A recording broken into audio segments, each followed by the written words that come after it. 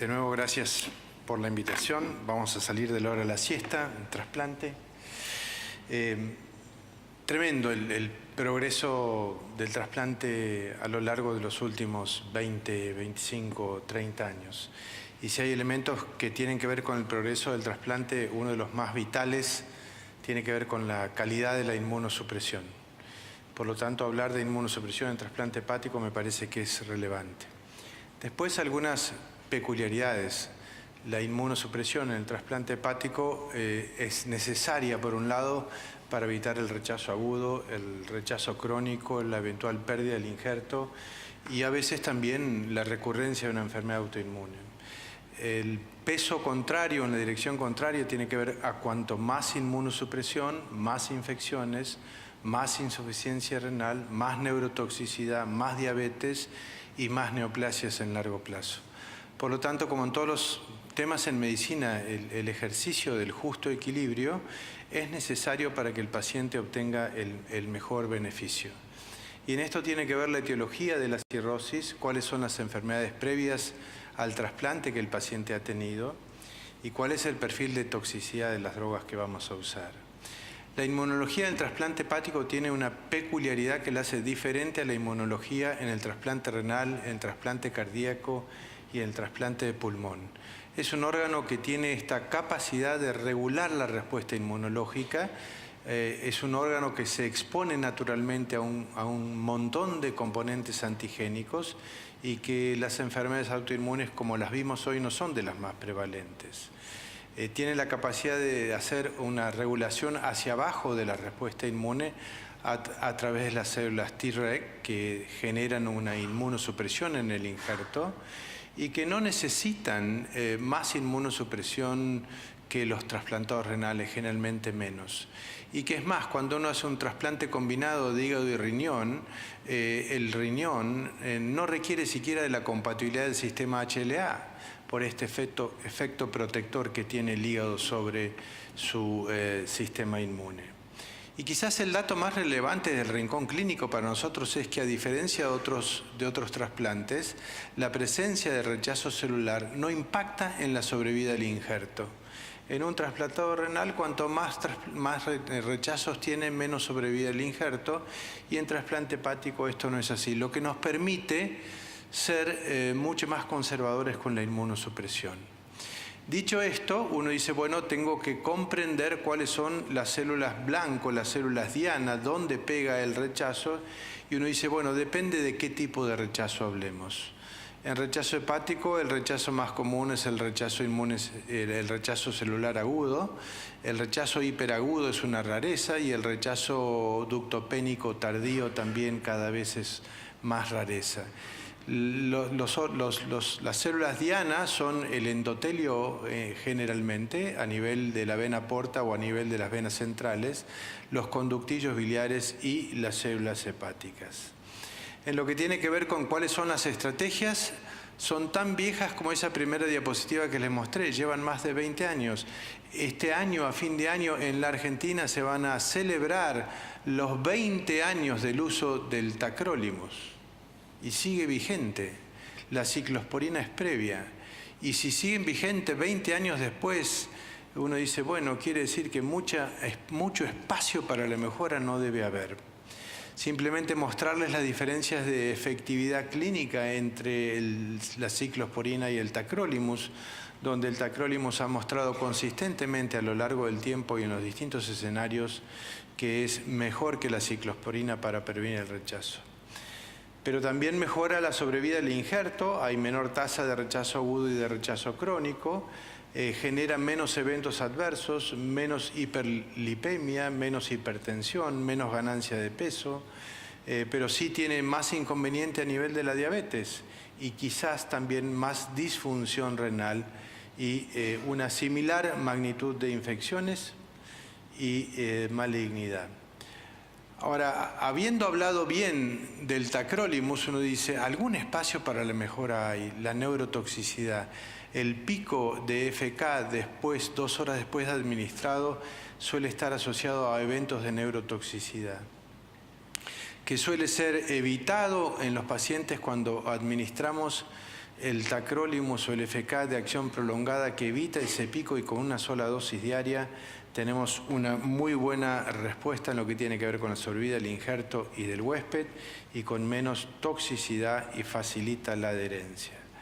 En la actualidad, como les dije, el rechazo celular agudo no constituye un problema de relevancia en nuestros pacientes que son sometidos al trasplante hepático y la disminución de la inmunosupresión es lo que estamos buscando. Cada vez queremos dar menos inmunosupresión para no transformar un paciente con pérdida del injerto a un paciente con enfermedad vascular terminal, insuficiencia renal y diabetes que le limita la sobrevida en el largo plazo. Por lo tanto, la evolución de la inmunosupresión en trasplante hepático va, como en todos los aspectos de la hepatología, a un tratamiento combinado. Quizás no una sola droga. La combinación de drogas con distintos mecanismos de acción y con distinto perfil de toxicidad hace que le demos un cóctel de un poquitito de corticoides, un poquitito de tacrolimus, un poquitito de micofenolato y que estos pacientes tengan menos precio que pagar en largo plazo. Alguien me dijo mucho tiempo atrás que usar la inmunosupresión era como gastar con la tarjeta de crédito. Cuando la usas no lo sientes, el problema es a fin de mes cuando te llega la cuenta, ¿no? Bueno, y acá es así, podemos usar mucha inmunosupresión de entrada y el paciente por ahí no lo siente, pero a los 10 años nos va a llegar la factura. Rechazo hiperagudo es una extrema rareza en trasplante hepático, por lo tanto lo voy a obviar. Rechazo celular agudo es el más común, donde ya les dije que el target es el endotelio y el hepatocito y el conducto biliar. Ahí ven con claridad una vena porta infiltrada con venulitis, un conducto biliar infiltrado y estos son los hallazgos patognomónicos. El tratamiento es re fácil. Un bolo de solumedrol de 1 gramo con un reciclaje con dosis decrecientes o 3 minibolos de 500 de solumedrol y rara vez hay un rechazo resistentes a corticoides y si lo hay, la respuesta es la timoglobulina. Rechazo crónico, no hay tanta inflamación, no hay daño endotelial con venulitis, lo que hay es pérdida progresiva de conductos hepáticos, con progresión lenta a la cirrosis por ductopenia. La estrategia de este tratamiento es simplemente incrementar los niveles de FK o hacer un add-on, agregar alguna otra medicación como el micofenolato o el everolimus. Y quizás la pregunta más difícil es ¿cuándo retrasplantar a estos pacientes? Antes se cuestionaba si el retrasplante por rechazo crónico estaba indicado. Hoy no se lo cuestiona. Hoy la pregunta es ¿cuándo es el mejor momento? ¿Cuándo es el mejor timing? Y uno dice, mucho antes que el paciente ya esté sobreinfectado por exceso de inmunosupresión con algún hongo o con tuberculosis. Y los eventos adversos de la inmunosupresión tienen que ver con los que ya les mencioné, diabetes, dislipemia, hipertensión, nefrotoxicidad. Y sobre todo, todos estos llevan a un pathway común, que es la insuficiencia renal, ¿no? Y el impacto de la insuficiencia renal impacta sí en la calidad de vida y en la sobrevida del injerto y del huésped. Por eso es que tenemos que entender que las drogas que usamos, los inhibidores de calcineurina, producen vasoconstricción en el corto plazo a nivel renal y atrofia glomerular y de los túbulos renales en el largo plazo. Por lo tanto, hay que ser muy cuidadoso con su dosis en el largo plazo.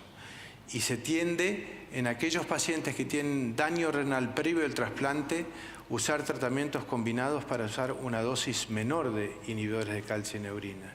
Y acá tenemos los inhibidores de IL-2, como también el everolimus, que han mostrado su eficacia, tanto para prevenir el rechazo como para preservar la función renal. Por lo tanto, y ya para ir terminando, uno dice que en la inmunosupresión actual en el trasplante hepático, el concepto general es no inundar al paciente de inmunosupresión, es ir corriéndolo de atrás.